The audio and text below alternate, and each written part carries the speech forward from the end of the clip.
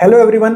मेरा नाम है सागर बलूनी और मैं आपका स्वागत करता हूं इस प्यारे से छोटे से आपके अपने चैनल में। तो आज हमारा पीरियोडिक टेबल का लेक्चर नंबर 6 है और बिल्कुल छोटा सा बिल्कुल आसान सा ये लेक्चर रहने वाला है। इस लेक्चर को आप अगर पूरा देखते हो तो आपको कोई भी दिक्कत एनसीईआरटी के किसी भी शब्द में नहीं होने वाली।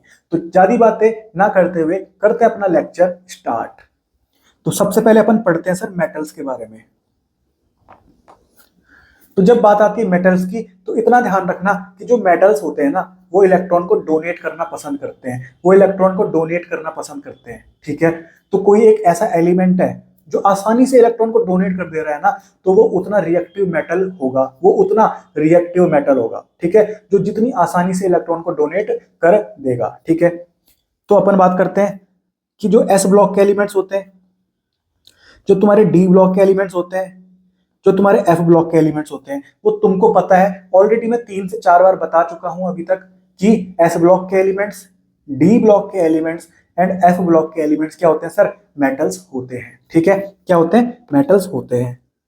तो पहला पॉइंट तुमको समझ में आ गया। ठीक है, अब जब बात आती है पी ब्लॉक की ना, तो उसमें तुमको पता है कि मेटलॉइड्स कौन होते हैं। ठीक है, बापो आसाराम जी सब्सक्राइबिंग सीते आंटी, ये क्या होते हैं? अपने मेटलॉइड्स होते हैं। मेटलॉइड्स के ऊपर सर नॉन मेटल्स, मेटलॉइड्स के नीचे सर मेटल्स। तो मैंने बोल दिया कि पी ब्लॉक में मेटलॉइड्स के जो नीचे होंगे ना वो एलिमेंट्स होते हैं अपने मेटल्स, वो क्या होते हैं? अपने मेटल्स होते हैं। ठीक है, बात समझ में आ गई। ठीक है, तो पीरियोडिक टेबल में टोटल 4 ब्लॉक होते हैं, S block, P block, D block and F block. उसमें से एस ब्लॉक में तो तुम्हारे सारे क्या है? मेटल्स हैं। डी ब्लॉक में भी क्या है सर? मेटल्स हैं।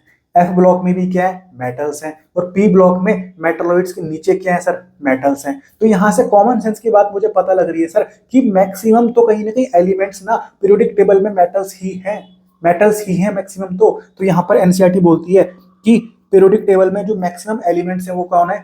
मेटल्स ही हैं। और वो कितने हैं सर? 78%। मतलब पीरियोडिक टेबल में 78% एलिमेंट्स के अपने मेटल्स हैं। ठीक है, ये बात अपने को पता होना चाहिए। ठीक है, अब मैं बात करता हूँ मेटल्स कहाँ पर रखे हुए हैं पीरियोडिक टेबल में। तो देख, जो एस ब्लॉक एलिमेंट्स होते हैं ना वो कहीं ना कहीं हाईली रिएक्टिव मेटल्स होते हैं, alkali metals, alkaline earth metals, ये तुमको पता है। तो मेटल्स कहीं ना कहीं मैं बोल सकता हूँ कि पीरियोडिक टेबल के लेफ्ट साइड ही रखे हुए हैं, पीरियोडिक टेबल के लेफ्ट साइड रखे हुए हैं। क्योंकि राइट साइड की अगर मैं बात करूं तो राइट साइड पी ब्लॉक आता है और पी ब्लॉक में मेटलॉइड्स के ऊपर क्या आते हैं? नॉन मेटल्स आते हैं। तो राइट साइड तो नॉन मेटल्स हैं, पर लेफ्ट साइड की अगर मैं बात करूं तो पीरियोडिक टेबल के लेफ्ट साइड अपने मेटल्स प्रेजेंट होते हैं। इसलिए एनसीईआरटी ने लिखा हुआ है कि जो मेटल्स होते हैं वो पीरियोडिक टेबल के लेफ्ट साइड रखे हुए हैं। समझ में आ गई बात? ठीक है, अब आगे अपन बढ़ते हैं। ठीक है, जो अपने मेटल्स होते हैं ना वो रूम टेम्परेचर पे सॉलिड होते हैं। क्या होते हैं सर? रूम टेम्परेचर पे सॉलिड होते हैं। ठीक है, ये बात आपको ऑलरेडी पता होगी कि जो मेटल्स होते हैं वो रूम टेम्परेचर पे सॉलिड होते हैं। पर यहाँ पर एक एक्सेप्शन अपने को ध्यान रखना है सर, मरकरी। ये आपको पता होगा, बचपन में आपने पढ़ा होगा कि जो मरकरी होता है वो लिक्विड मेटल होता है। समझ में आ गई बात? ठीक है, तो यहाँ पर ध्यान रखना कि जो मरकरी है वो तुम्हारा लिक्विड स्टेट में प्रेजेंट होता है रूम टेम्परेचर में। ठीक है, फिर बात करें अपन कि जो मेटल्स होते हैं ना उनकी एक फीचर है, उनका उनका एक कैरेक्टरिस्टिक है कि उनकी जो मेल्टिंग पॉइंट और बॉइलिंग पॉइंट होगी ना वो हाई होगी। वो क्या होगी सर? हाई होगी। तो वही बात मैंने यहां पर लिख दी, high melting point and high boiling point. ठीक है, जैसे अपन बात करें कोई भी अगर तुम मेटल ले लो ना तो उसकी मेल्टिंग पॉइंट और बॉइलिंग पॉइंट क्या रहने वाली है? हाई रहने वाली है। पर यहाँ पर 2 एक्सेप्शन तुमको ध्यान रखने हैं, एक तो सीजियम और एक तुम्हारा गैलियम। सीजियम और गैलियम कहीं ना कहीं यहाँ पर एक्सेप्शन के तौर पे तुमको ध्यान रखना है। इनका ना मेल्टिंग पॉइंट क्या होता है? बहुत कम होता है। क्योंकि हमको पता है सर क्या कि जो मेटल्स होते हैं उनके मेल्टिंग पॉइंट और बॉइलिंग पॉइंट बहुत हाई होने चाहिए। पर यहाँ पर सीजियम और गैलियम कहीं ना कहीं यहाँ पर एक्सेप्शन आ गए। ये मेटल्स तो हैं पर इनकी मेल्टिंग पॉइंट क्या है सर? क्या है सर? इनकी मेल्टिंग पॉइंट बहुत लो है। ठीक है, तो ये आपको ध्यान रखना है। ठीक है, फिर अपन बात करें कि जो मेटल्स होते हैं वो क्या होते हैं सर? शाइनी होते हैं, बिल्कुल चमकदार होते हैं। फिर हमको ये बात पता है कि जो मेटल्स होते हैं वो good conductor of heat and electricity होते हैं। ठीक है, हीट एंड इलेक्ट्रिसिटी के गुड कंडक्टर्स होते ही हैं मेटल्स, ये सबको पता है, बच्चे बच्चे को पता है। ठीक है, फिर यहाँ पर तुमको 2 चीज याद रखनी है, एमडी। क्या? एमडी। एमडी याद कर लो या डीएम याद कर लो। ठीक है, तो जो मेटल्स होते हैं यहाँ पर उनकी एक कैरेक्टरिस्टिक फीचर होता है कि यहाँ पर मैं बोल सकता हूँ एमडी। ठीक है, तो एम का मतलब होता है मैलिएबल, कि जो मेटल्स होते हैं वो मैलिएबल होते हैं। डी का मतलब होता है डक्टाइल, जो मेटल्स होते हैं वो डक्टाइल होते हैं। ठीक है। मैलिएबल का मतलब होता है अगर मैं हैमर से उसको पीटने लग जाऊं ना, तो जो मेटल होगा वो कहीं ना कहीं सीड्स के फॉर्म में कन्वर्ट हो जाएगा, थिन पतले पतले सीड्स के फॉर्म में कन्वर्ट हो जाएगा। तुमने देखा होगा जो लोहार होते हैं, जो रोड के किनारे कहीं ना कहीं पीसते रहते हैं लोहे को, पहले गर्म करते हैं फिर उसको पीसते रहते हैं, तो वहां पर जो मेटल है ना वो कहीं ना कहीं थिन सीड के फॉर्म में कन्वर्ट हो जाता है। तो ये प्रॉपर्टी होती है मैलिएबिलिटी। तो मतलब मेटल्स के आंसर मैलिएबल होते हैं।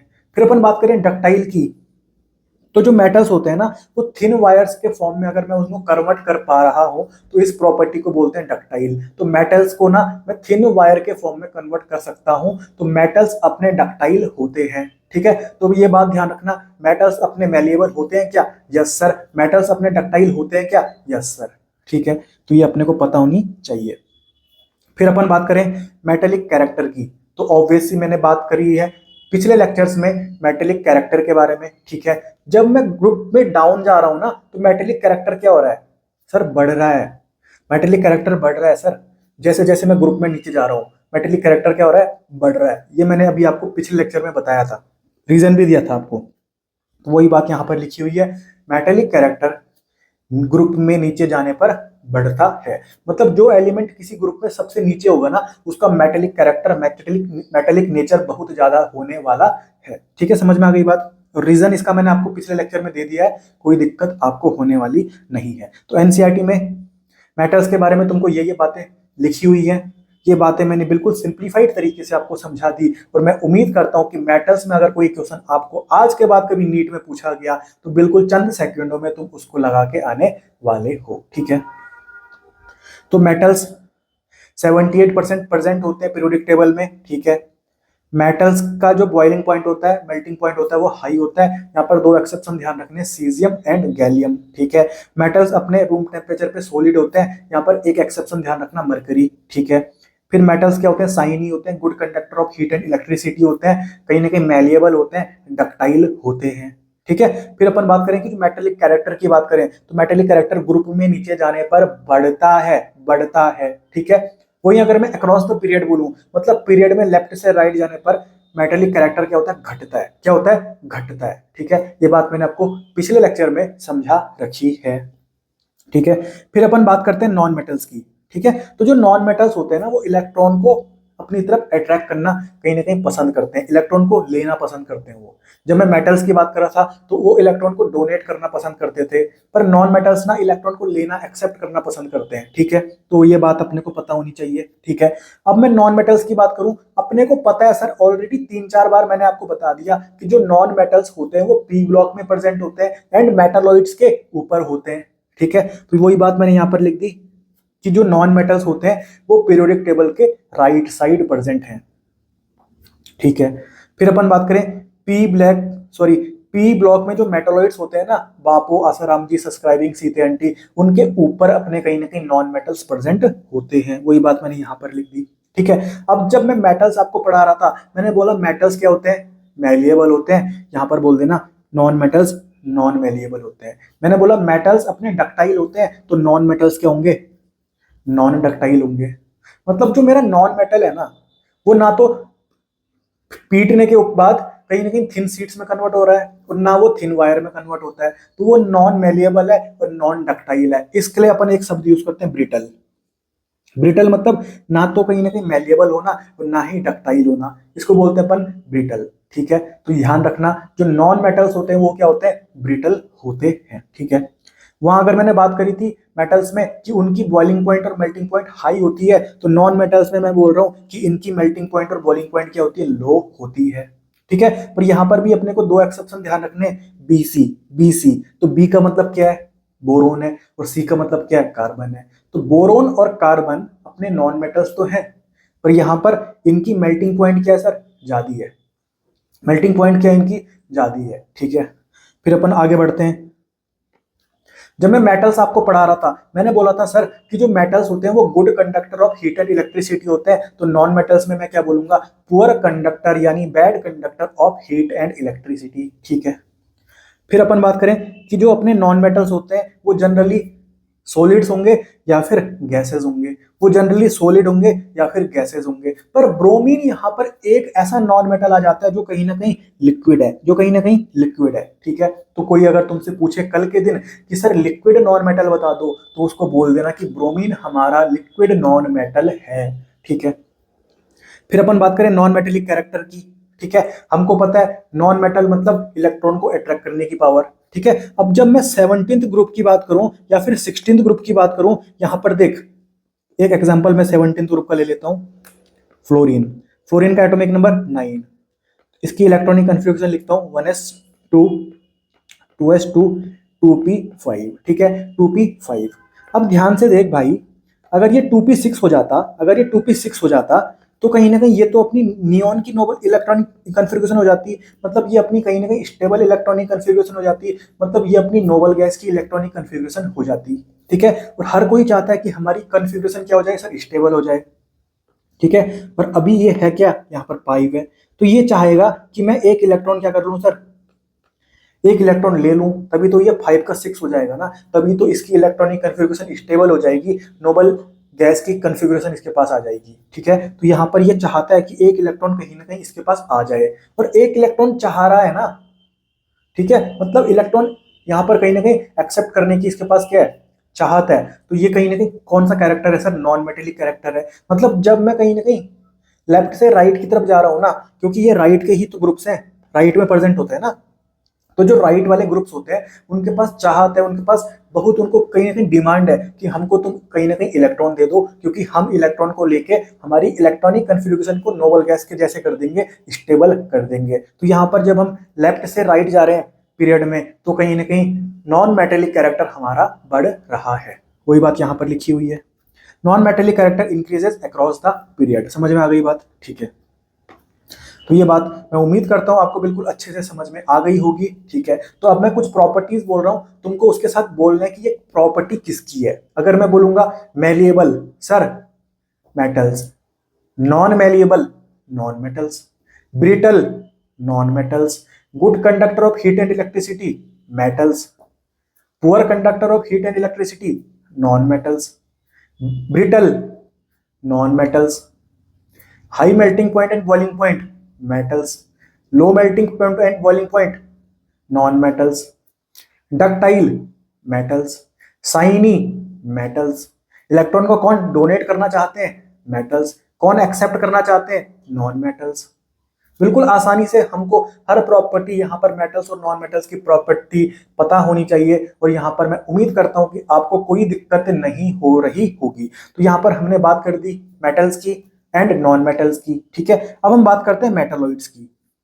तो मेटालॉइड्स के बारे में एनसीईआरटी में ज्यादा कुछ दे नहीं रखा, ठीक है। ये बात हमको पता है, मेटालॉइड्स की पोजीशन पीरियोडिक टेबल में कहां पर है सर, सर पी ब्लॉक में प्रेजेंट होते हैं, ठीक है। तो यहां पर मैंने लिख दिया, सर इनके नाम बता दो कौन कौन मेटालॉइड्स होते हैं। तो बोरोन, बापो, आसाराम, जी, सब्सक्राइबिंग, सी, टे, आंटी, ये सब अपने क्या होते हैं सर, मेटालॉइड्स होते हैं, ठीक है। ये सब अपने क्या होते हैं, मेटालॉइड्स होते हैं, ठीक है। तो ये आपको मैंने ऑलरेडी 3-4 बार बता चुका हूं, ठीक है। तो ये मेटालॉइड्स आपको ध्यान रखने हैं, ठीक है। अब मेटालॉइड्स का ना कहीं जो मेटालॉइड्स होते हैं वो कुछ प्रॉपर्टीज तो कहीं ना कहीं मेटल्स की शो करते हैं, कुछ कहीं ना कहीं नॉन मेटल्स की शो करते हैं, मतलब ये मिक्स प्रॉपर्टी शो करते हैं, मेटल्स की प्रॉपर्टी भी शो करते हैं, नॉन मेटल्स की प्रॉपर्टी भी शो करते हैं। तो यहाँ पर मैंने लिख दिया कि जो मेटालॉइड्स होते हैं ना सर, वो मेटल्स की प्रॉपर्टी और नॉन मेटल्स की प्रॉपर्टी दोनों की प्रॉपर्टी शो करते हैं, ठीक है। तो यहाँ पर मैं इनको बोल दूं क्या, सेमी मेटल्स, इनको मैं बोल दूं क्या, सेमी मेटल्स, यस सर।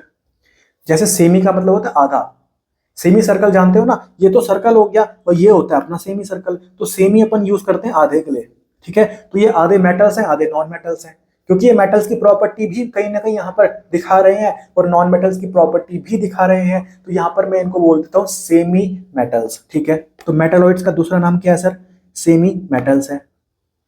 तो मैं उम्मीद करता हूं कि यहां पर तक आपको मेटल्स, नॉन मेटल्स और मेटालॉइड्स के बारे में हर बात जो एनसीईआरटी में दे रखी है वर्ड टू वर्ड बिल्कुल अच्छे से, बिल्कुल सरल लैंग्वेज में समझ में आ गई होगी। फिर अब आगे आप जब बढ़ोगे तो यहां पर आपको एक क्वेश्चन देखने को मिलेगा, यहां पर आपको एक क्वेश्चन देखने को मिलेगा प्रॉब्लम 3.4, ठीक है। तो इसको अपन देखते हैं,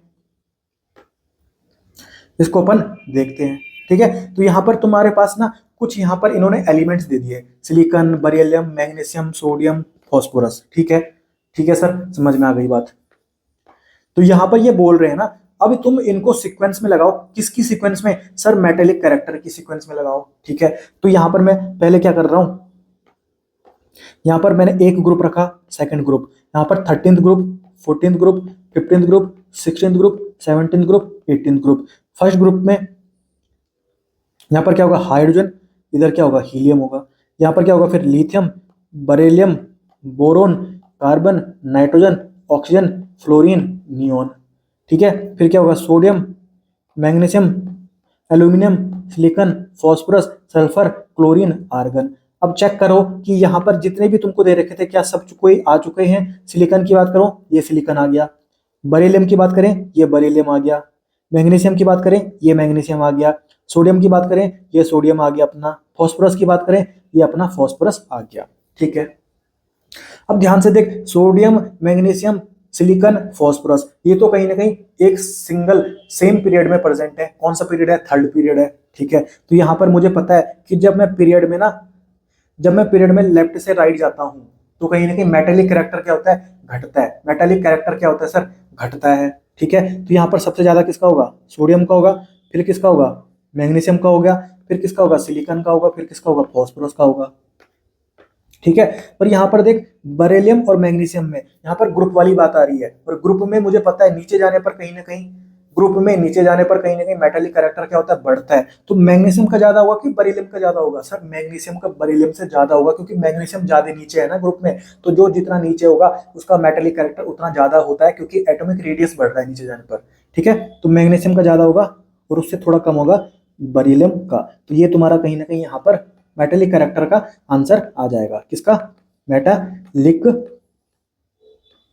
कैरेक्टर का। ठीक है, तो बिल्कुल आसानी से अगर कोई ऐसा क्वेश्चन तुम्हारे पास आएगा तो तुम उसको आसानी से कर सकते हो, कोई दिक्कत तुमको होने वाली नहीं है। ठीक है, तो अब क्या करना है तुमको, यहाँ पर 3.6.5 एनसीईआरटी का टॉपिक है metals, non metals and metalloids. इसकी तुमको रीडिंग करनी है। मैंने यहाँ पर एनसीईआरटी का 1 to 1 हर वर्ड यहाँ पर कवर करा दिया, बिल्कुल सिंपल लैंग्वेज में, कोई भी दिक्कत तुमको नहीं होने वाली अगर तुम इस पैराग्राफ को पढ़ते हो तो ये लेक्चर नंबर 6 था पीरियोडिक टेबल का। बिल्कुल छोटा सा लेक्चर था जहां पर हमने metals, non metals and metalloids का बिल्कुल छोटा सा टॉपिक कवर किया, और मैं उम्मीद करता हूं आपको बिल्कुल अच्छे से ये लेक्चर समझ में आ गया होगा। बिल्कुल छोटा सा सिंपल सा लेक्चर था, कोई भी दिक्कत किसी को नहीं आने वाली। बाकी फिर भी कोई कंफ्यूजन, कोई डाउट आज के इस छोटे से लेक्चर में भी आपको रही होगी तो आप कमेंट सेक्शन में पूछ सकते हैं। बाकी कैसा लगा लेक्चर कमेंट सेक्शन में जरूर बताना। बाकी मिलते हैं अगले वीडियो में, तब तक के लिए पढ़ते रहिए, मस्त रहिए, स्वस्थ रहिए। सुनो सिर्फ मेरी मंजिल न गहरी, मानू न हार,